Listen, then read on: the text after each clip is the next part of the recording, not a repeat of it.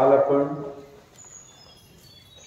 विवाह संस्कार ते पाहिलेले आहे. आता किती राहिले? वानप्रस्थ, संन्यास, अंत्येष्टी. यात आपल्याला ज्ञात नसलेले दोन संस्कार आहेत. अंत्येष्टी बऱ्याच लोकांनी पाहिलेले आहे आणि आजही तो सर्वत्र पाहायला मिळतो.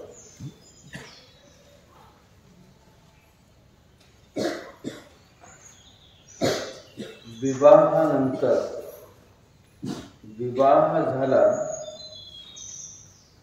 विवाह झाल्यानंतर गृहस्थाश्रम आरंभ होतो.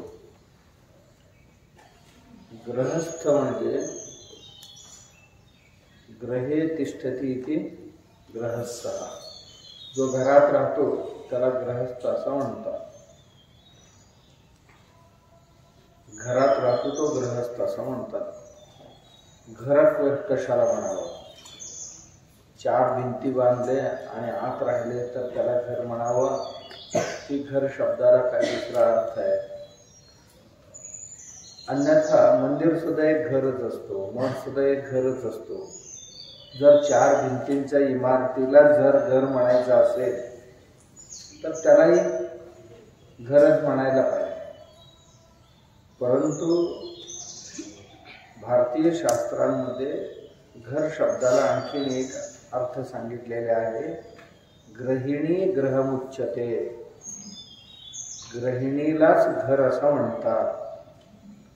म्हणजे लग्न झाल्यानंतर पत्नी जी आहे, पत्नी समवेत राहणे यालाच गृहस्थ असं म्हणतात. गृहस्थ कोणाला म्हणायचं? लग्न केला आणि पत्नीचा त्याग केला तर तो गृहस्थ नाही होऊ शकत. किंवा लग्न केला, स्वतः गृहत्याग करून निघून गेला घरातनं भांडण करून किंवा अन्य काही कारणास्तव, तो गृहस्थ नाही होऊ शकत. पत्नी समवेत जो संसार निभावतो त्याला गृहस्थ असं नाव आहे.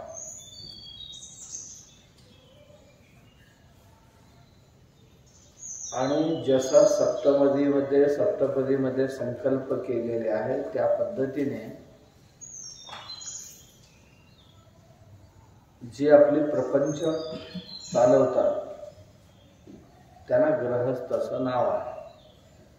गृहस्थाश्रमामध्ये खूप साऱ्या जबाबदारी पार पाडाव्या लागतात.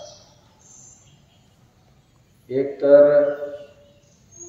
आपल्याला परवा म्हटल्याप्रमाणे पंचमहायज्ञांचा परिपालन खऱ्या अर्थाने करण्याचे दिवस म्हणजे गृहस्थाश्रम. आई वडिलांचं, देवांचं, गुरुजनांचं, मनुष्यजनांचं आणि अन्य जीवांचं उपकारातून उपकृत होणे आणि प्रत्युपकार करणं हे गृहस्थाश्रमाचं कर्तव्य. मग आदरातिथ्यही त्यात आला, अर्थार्जनही त्यात आला. कारण गृहस्थाश्रमातलं मुख्य कर्तव्य अर्थार्जन आणि पुण्यार्जन. अर्थार्जन, अर्थ म्हणजे अर्थाला 8 प्रकारचे अर्थ आहेत. अर्थ कशाला म्हणतात तर 8 प्रकारचे अर्थ आहेत. कशाला अर्थ म्हणावं? जे चलन आहे, चलन म्हणजे पैसा एक. भूमी सुद्धा अर्थ आहे. भूमीलाही अर्थ म्हणतात, जमीन. आणि त्यानंतर सुवर्णादी जे आहेत, जड जवाहरी इत्यादी, त्यालाही अर्थ म्हणतात. आणि कच्चा माल जे असते, जे काय असेल कच्चा माल म्हणजे धान्य असेल, फळं असतील, भाजी असेल किंवा अन्य काही असेल असे कच्चा माल, त्या सर्वांनाही अर्थच म्हणतात, कारण ते देऊन तुम्ही दुसरं काहीतरी घेऊ शकता. अर्थ संपादन करण्यामध्ये ते मदतगार होऊ शकतो. पर्याय म्हणून, पैशाला पर्याय म्हणून त्याचा वापर होऊ शकतो. याशिवाय विद्येचाही वापर धन म्हणूनच धरलेले आहे. विद्याधनम सर्व धन प्रधानम. विद्याधन हे सर्वात श्रेष्ठ धन मानले गेलेले आहे. का? विद्या देऊन त्याच्या बदल्यात तुम्ही दुसरं काहीतरी घेऊ शकता. धन म्हणजे ज्याचं धनात परिवर्तन करता येते ते सर्वही धन. फळांचा पैशात परिवर्तित करता येते, भाज्यांचा करता येते, भूमीचा करता येतं. या सगळ्या ज्याच्या धनामध्ये परिवर्तन करता येतं ते. त्याबरोबर प्राण्यांनाही धन म्हणण्याची एक संज्ञा त्यावेळी होती. मग त्याच्यामध्ये गोधन, अश्वधन, गजधन आणि अजधन. गाय सुद्धा पशुधनामध्येच येते. गाय, अश्वधन म्हणजे घोडे. पूर्व काळात घोड्यांचा खूप रेलचेल होता. प्रत्येकाच्या घरात घोडे, कारण तेव्हा दळणवळणाचे साधन काही नव्हतं दुसरं. बैलगाडी नाही तर घोडा, उंट, हत्ती यांच्याशिवाय दुसरा काही नव्हतं. म्हणून यांना धन मानले गेलेले. अश्वधन, गजधन. हत्तीला सुद्धा धन म्हणूनच गणलं जात होतं. आणि शेवटचं अजधन. अज म्हणजे शेळी मेंढरी. शेळी मेंढरी जी आहे हे सुद्धा धन म्हणून गणले जात होते, कारण त्यांना देऊन दुसरं काही घेऊ शकतात. ज्याला देऊन दुसरं काहीतरी घेता येते अशा सर्व पदार्थांना धन म्हटलं जातं. धन संपादन करणं. गृहस्थ आश्रमामध्ये धन संपादन करणं आणि धन विनियोग करणं, कुठल्याही कार्यासाठी खर्च करणं हे गृहस्थांचं एक मुख्य कर्तव्य. आणि या धनाचा पुण्यात परिवर्तन करून घेणं. धन खर्च करून, श्रम खर्च करून पुण्य संपादन करणं. पुण्य म्हणजे कशाला म्हणतात पुण्य? कोण सांगा? पाप पुण्य ऐकलंय का तुम्ही? हा, कशाला म्हणतात ते?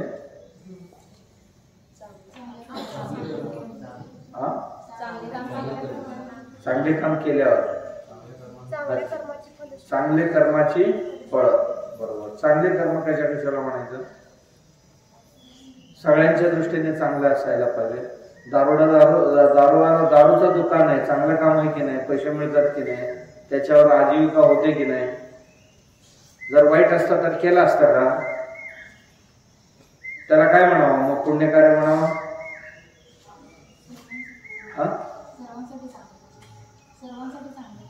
सर्वांसाठी चांगलं असायला पाहिजे. असू शकतं का असं? बघा ना.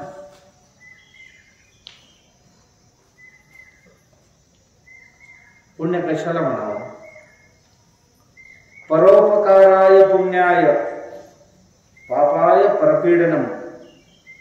या दोन शब्दांचा अर्थ एवढाच. परोपकार करणं म्हणजे पुण्य आणि दुसऱ्यांना त्रास देणं म्हणजे पाप. याच्यापेक्षा वेगळी डेफिनेशनची गरज नाही.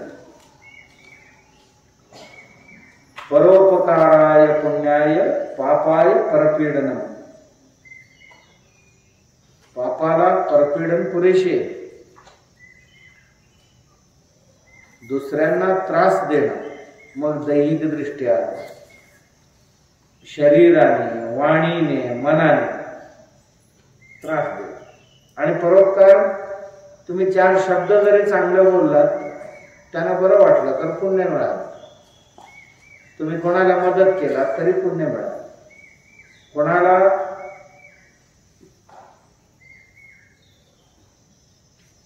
तुम्ही मनाने म्हटलात भलं होऊ दे बाबा, त्याचं चांगलं होऊ दे, तरी तुम्हाला पुण्य भेटलं. असंच पाप असतं. गृहस्थाश्रमामध्ये पुण्य संपादन करायला, अर्थार्जन करायला पाहिजे आधी, आणि नंतर पुण्यार्जन केला पाहिजे. अर्थार्जन करताना मी 100 वर्ष जिवंत राहणार आहे असं समजून करायचं, आणि खर्च करताना मात्र उद्याचा दिवस येईल की नाही माहित नाही, पण आजच पुण्य संपादन करूया. मृत्यू शेंडी धरून उभा आहे, कुठल्या क्षणाला खेचेल माहित नाही, म्हणून आपल्या आयुष्यातलं प्रत्येक क्षण चांगल्या कार्यासाठी, पुण्य कार्यासाठी द्यायचा. जितकं शक्य आहे तितका पापाचरणाला वाव मिळू नये याची काळजी बुद्धिपूर्वक घेणं. अन्यथा आपलं शरीर जाता जाता कोणाचा तरी असा कळ काढतच जात असतो. माणूस जात असतो, एका झाडं दिसले की पानं तोडतो. त्याला नाही कळत की याची पानं म्हणजे माझी केसासारखेच आहे. माझी केस कोणतरी उपटलं तर मला जितका त्रास होतो तितकं त्या झाडाची पानं मी तोडले तर त्या झाड नावाच्या जीवाला त्रास होतो असं त्याला वाटतच नाही. रस्त्यावर बसलेले कुत्र असतील, मांजर असतील, असं जाता जाता लाथ मारतो. त्याला वाटतच नाही की हेही एक जीव आहे, मला लाथ मारले तर जसा मला त्रास होतो तसा ह्यालाही त्रास होतो असं त्याला वाटतच नाही. सहज चिरडून टाकतात. काय आपल्याला चावलेले नाही, काय नाही केलेले, त्यांच्या रस्त्याने ते जात आहेत तरी सुद्धा माणूस चिरडून टाकतो. अनेको लोकांना चिरडून टाकतो, माणसांना नव्हे, अनेको जीवांना चिरडून टाकतो. ते पाप काय कारण काय ते चिरडण्याचं? मला काय त्रास दिलेले काय नाही दिलेले. आणि असा करत करत जर राहिला तर शेवटी हा एकटा राहू शकणार आहे का? जीवो जीवस्य जीवनम. एक जीव दुसऱ्या जीवाला वेगवेगळ्या प्रकाराने मदत करत असतो. मी परवा सांगितलं तुम्हाला, प्रत्यक्ष अप्रत्यक्षरित्या त्याला जर काढून टाकला. आता समजा फुलपाखरू आहे, त्याचा आणि माणसाचा काय संबंध आहे का? तुम्हाला काय देताय आणि तुम्ही काय नेऊन देताय का त्याला? नाही. पण अप्रत्यक्ष फुलपाखरू नसेल तर माणूस जिवंत राहू शकत नाही. फुलपाखरू आहेत म्हणून परागीकरण होतो पिकांचा, परागीकरण होतो म्हणून सर्व धान्य आणि फळं येतात, आणि फळं येतात म्हणून फळं आणि धान्य आहे म्हणून खाऊन माणूस जगतो. आणि फुलपाखरू जर संपले तर पुढे 1-2 वर्षात माणूस संपणार. फुलपाखरू या जगातला पूर्णपणे जर नष्ट झाला, किंवा मधमाशी आणि माणसाचा काय संबंध आहे का? नाही. मधमाशी जर नष्ट झाले तर माणूस फार दिवस नाही राहणार. नंतर फार तर 6 महिने ते 6 महिने स्टॉक असते त्याच्याकडे. पुढे थोडी दिवस इकडचे तिकडच्या खाली 2 वर्षात माणूस संपणार. कारण माणसाचं कुठलंही अन्न तयार होणार नाही. फ्लोरिनेशन नसेल तर कसं तयार होईल? परागीकरण नसेल तर अन्न कसं तयार होईल? आणि आपल्याला माहित नसलेले हे जीव अप्रत्यक्षपणे या पुण्याचं काम करत असतात आणि फार वर्ष जगत नाही. फुलपाखरूचं आयुष्य किती असणार? फार छोटं आयुष्य आहे. मधमाशांचं आयुष्य कितना? फार छोटं आयुष्य आहे. पण जेवढं आयुष्य लाभलेलं आहे तेवढं ते पुण्यासाठीच खर्च करतात. कोणाचाही शोषण करत नाही. कधीही या फुलावरचा थोडाफार मकरंद काढून घेतले तर एवढीच काढून घेतात की त्या फुलाला, झाडाला धोका पोचणार नाही एवढं. कारण उद्या जाऊन पुन्हा त्याच फुलातनच घ्यायचं. झाडाला पण असायला पाहिजे आणि आपल्याला पण मिळायला पाहिजे. अशा पद्धतीने आजीविका करतात ते स्वतःची. माणूस तसा नाही. मिळतं असं वाटलं की सोडतच नाही. आम्ही शाळेत असताना एक कथा होती आम्हाला संस्कृतमध्ये.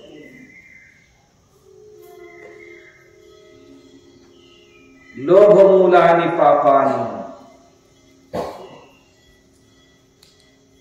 त्याच्यात असं होतं की एक दंपती असतात, पती पत्नी, एक मुलगा असतो. दर दिवशी त्यांच्या घराच्या पाठीमागे एक वारुळ होता, वल्मिक. वारुळ म्हणजे माहिती आहे ना, साप ज्याच्यात वास्तव्याला असतात. आणि त्याची पूजा करत होते घरवाले. पूजा करून काय करत होते, नाही, त्यांच्या घरात एक कोंबडी होती, कोंबडी. आणि रोज एक अंडी देत होती, रोज एक अंडी देत होती त्या काळात. आणि त्या कोंबडीला दर दिवशी मूठभर असं धान्य टाकायचा आणि एक अंडी घेऊन यायची. आता ती कथा जरा रंगून सांगितलेले होते की ती कोंबडी सोन्याची अंडी देते. सांकेतिक कथा आहे, त्यातला संकेत घ्यायचा. असं खरोखर सोन्याचा अंडी देत होता का असा नाही विचारायचा, त्यातला संकेत घ्यायचा. सोन्याची अंडी देतो. ही नवरा बायको दोघेही कुठेतरी बाहेरगावी गेले आणि मुलाला सांगितलं, बाबा त्याला मूठभर धान्य टाक आणि तिचं एक अंडी मिळते सोन्याची, ती घेऊन ठेव. तो मुलगा 2-4 दिवस बघितला, म्हणा दर दिवशी एक देते म्हणजे हिच्या पोटात किती अंडी असते, एकदमच घेऊया ना म्हणाला, रोज एक एक कशाला. धरला, मार कापला तिचा आणि कापून बघितला तर एक बी नाही, एक होती, ते देऊन टाकली. त्याच्या लोभापायी काय झालं बाबा, दर दिवशी एक मिळत होता तोही असं होऊ शकतो की नाही. आम्ही निसर्गामध्ये अतिशोषण करायला गेलो तर हीच परिस्थिती होणार. पण ह्या 2 कीटक मी जे सांगितलं ते कधीही असं करत नाही. बदमाशी आणि फुलपाखरू ते आहेत म्हणून आम्ही आहोत, ते नसते तर आम्ही जगू शकत नाही. त्यांचा उपकार आहे आमच्यावर, खूप काम करतात, रात्रंदिवस करतात. म्हणून एक जीव जगण्याकरता दुसरा जीव प्रत्यक्ष अप्रत्यक्षपणे असं काम करत असतो, आम्हाला माहित नाही. आणि आम्ही काय पगार दिलेला नाही. आमच्या शेतात आम्ही पेरणी केलेली आणि एवढा त्याचा परागीकरण करून दे म्हणून काय ठेकेदारी दिले, काही पैसे खर्च केले त्यांच्यावर, काही नाही आहे. काही न करता ते काम करतात म्हणून आम्हाला धान्य मिळतात, फळं मिळतात, भाजी मिळते. निसर्गात या सगळ्यांना घेऊन चालणं ही गृहस्थांचा धर्म आहे. कोणालाही त्रास होणार नाही. माय हुंशात सर्व भूतानी, कोणालाही त्रास होणार नाही अशा पद्धतीने जीवन जगण्याचा प्रयत्न केला पाहिजे. बुद्धिपूर्वक कोणाचाही वाईट करू नये. आणि जर जो दुसरा कोण करत असेल आपल्या बाबतीत, त्याला सांगून बघावं, ते करणं योग्य नाही असं करू नये. समजा त्यावरही त्याची प्रवृत्ती बदलत नसेल, जो जसं वागतो तसं त्याला उत्तर देणं. धर्मशास्त्र काय म्हणते, यो यह वर्तते, जो जसा वागतो तसा त्याला उत्तर देणं हे धर्म आहे. म्हणजे त्याला चांगली भाषा जर कळत नसेल तर त्याच्याच भाषेत त्याला उत्तर देणे हेच धर्म आहे. का, त्याला जर असंच पालन पोषण तुम्ही करत गेला तर एक समाजात खूप मोठा उपद्रवी बनेल आणि समाजाचं शोषण करायला लागेल. गृहस्थाश्रमामध्ये गृहस्थीने अर्थार्जन, पुण्यार्जन. पुण्यार्जन म्हणजे कोणालाही त्रास न देणं आणि जेवढा होईल तेवढा उपकार करणं. आज गृहस्थाश्रमात आपल्या परिवाराला सुखी ठेवणं, येणाऱ्या अतिथी अभ्यागतांचा व्यवस्था करणं, देवधर्म करणं गृहस्थ आश्रमातले कार्य आहे. देवधर्म ही आम्ही आमच्या मनाच्या समाधानासाठी देवधर्मामध्ये अर्चना असेल, अर्चना म्हणजे पूजा,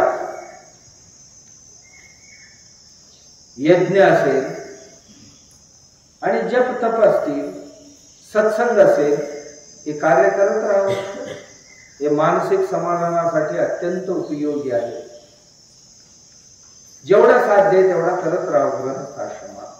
आणि असं करून मुलं बाळ झाले की त्यांना मोठं करावं, विद्या देण्याची व्यवस्था करावं त्याला. आणि बाळ मुलगी असो मुलगा असो एकदा मोठे झाले, त्यांचं लग्न झालं, त्यांना बाळ झाले की मग गृहस्थाने विचार करावं की आता या घरात राहायचं की नाही राहायचं. खूप केलंय. आता जवळजवळ 25-30 वर्ष यात गेलेले. गुरुकुलातनं आला, लग्न केला, आता 20-25 वर्ष निघून गेली, 50 ओरंडलेला असतो. अशा वेळी मुलाला किंवा मुलीला या अवस्थेपर्यंत तयार करावं की या संसाराची सर्व जबाबदारी सांभाळतील. त्यावेळी आपण त्या बाळाच्या हातात सर्व जबाबदारी सोपवावं. सोपून वनाकडे प्रस्थान करावं. वनाकडे प्रस्थान करण्याला वानप्रस्थाश्रम असं म्हणतात. वनाकडे निघून जाणं. वनाकडे का निघून जावं? वनांमध्ये गुरुकुल आहेत, तिथे जाणं. त्या गुरुकुलामध्ये आपण जे आयुष्यभर अनुभव संपादन केलेले ज्या क्षेत्रात कार्य करून, तो अनुभव येणाऱ्या तिथे गुरुकुलामध्ये येणाऱ्या विद्यार्थ्यांना देणं. आणि वनाकडे जात असताना एक मोठा समारंभ केला जातो. सर्व संबंधितांना, नातेवाईकांना, मित्रबांधवांना बोलवलं जातं. आणि त्या दिवशी पत्नीला विचारतो, वनाकडे मी प्रस्थान करायचं ठरवलं आणि तुम्ही येणार आहात का? आले तर दोघेही जावं, नाही आले तर ती म्हटले की नाही मला या नातवंड्यांबरोबर राहायचंय म्हटलं तर याला कंपल्सरी आहे. पूर्व काळामध्ये याला कंपल्सरी होत पुरुषाला की सगळ्यांनी इथे घरात आता भांडीला भांडी वाजवत बसण्याचं काही कारण नाही.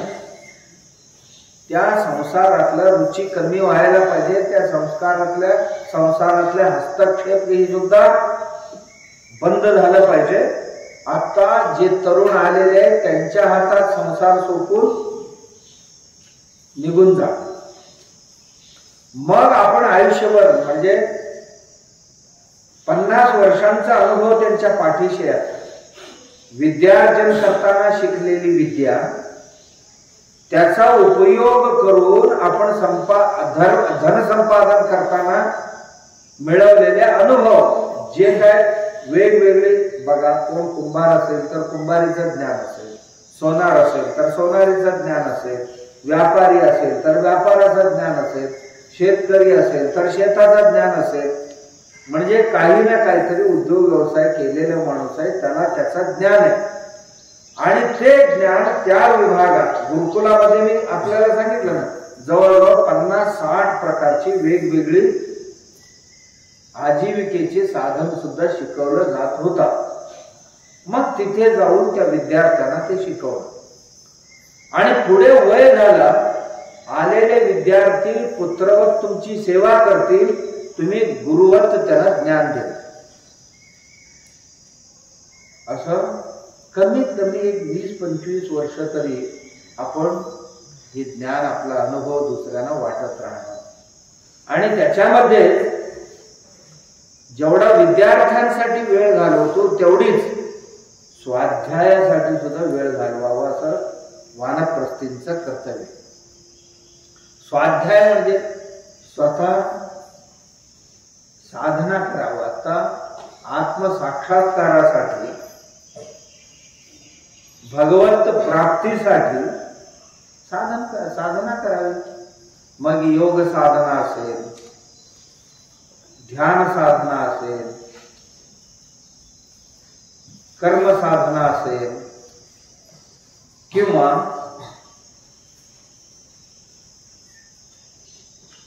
अन्य कोणतंही जपतपादी साधना असतील, आपल्याला जे झेपते ती साधना त्यांनी करत नाही.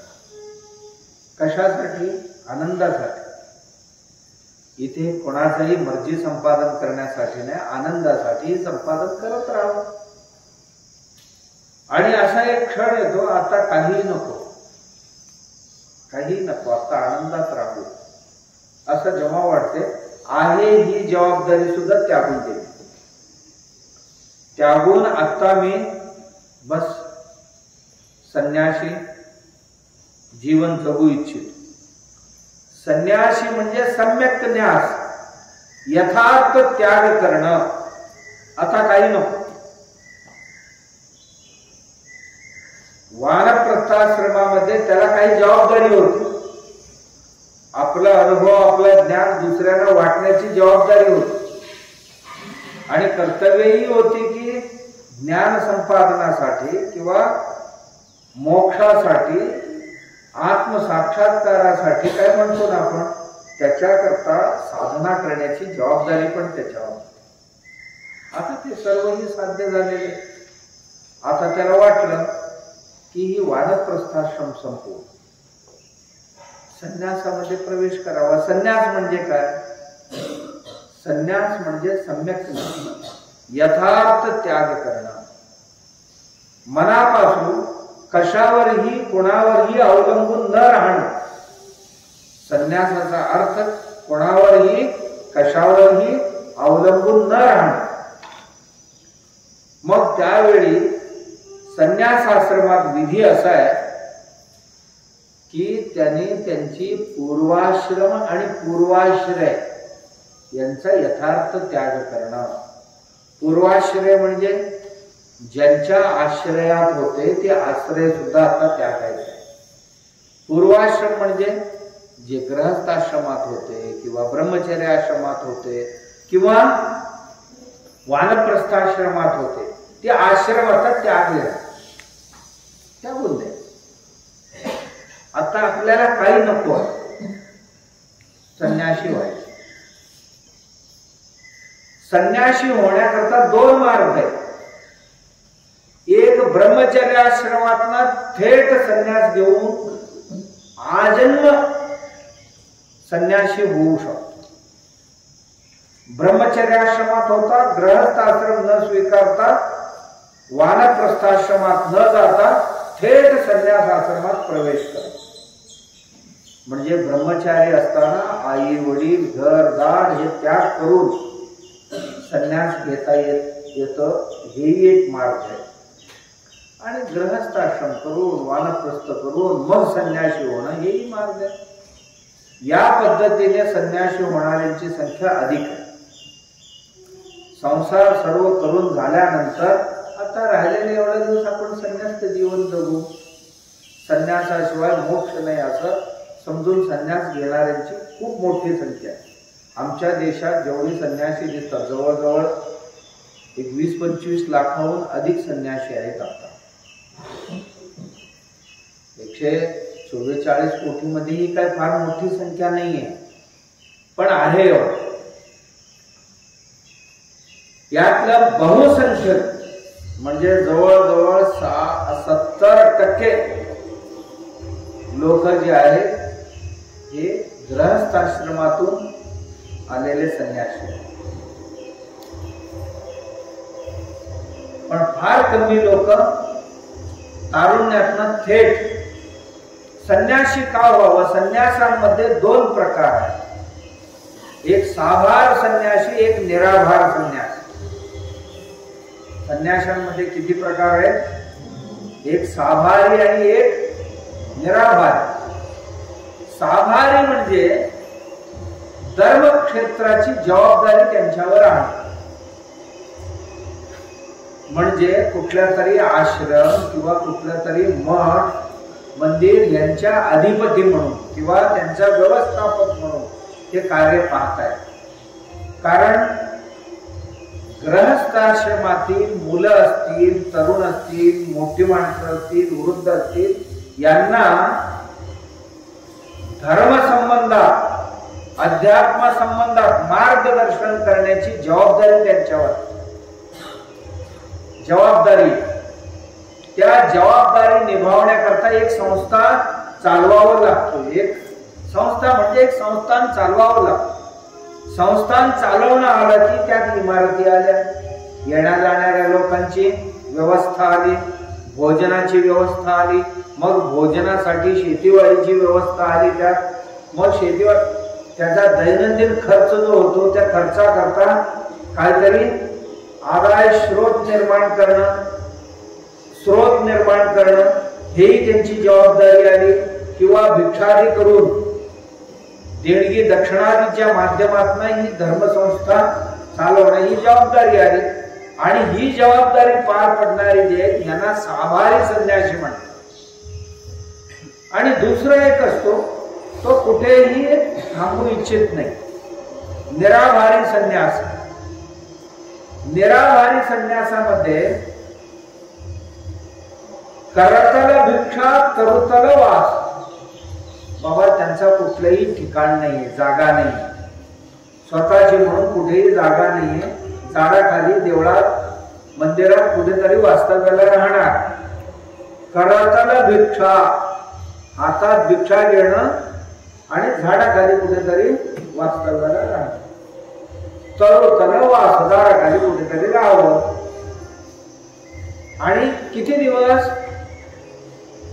पट्टण असेल तर पंचरात्र, ग्राम असेल तर 1 रात्र. पट्टण म्हणजे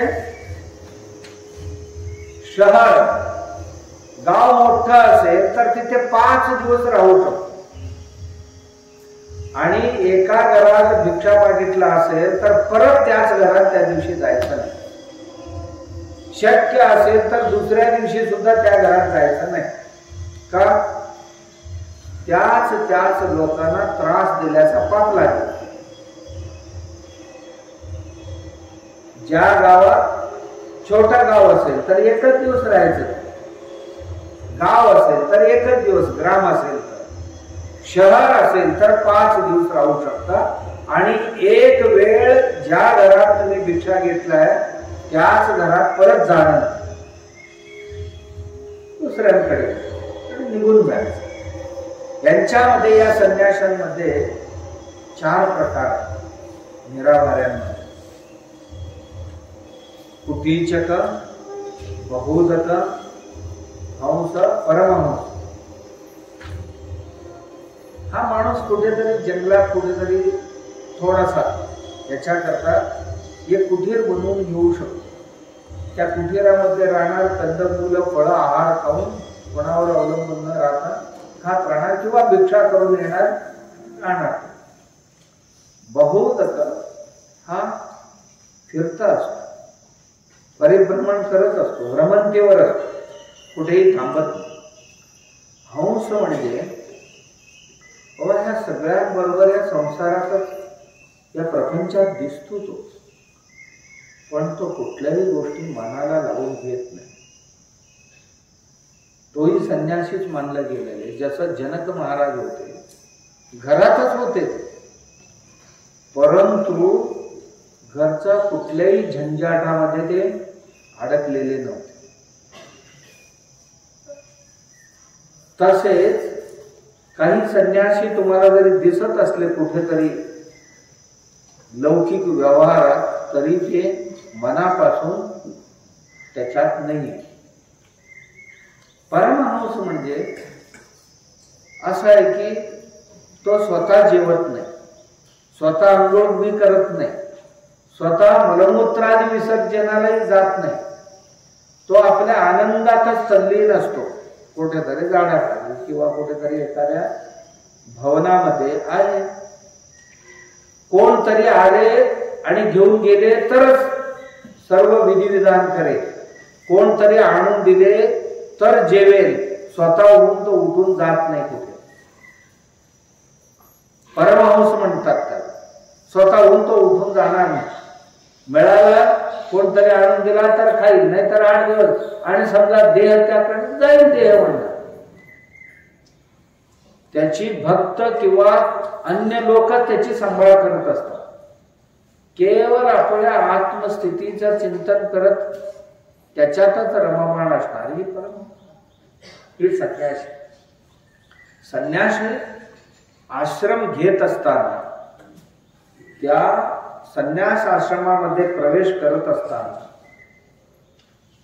त्या माणसाला यथार्थ विचार करा, मला संन्यासाचं उद्दिष्ट काय? एक आनंदाने जीवन जगणं,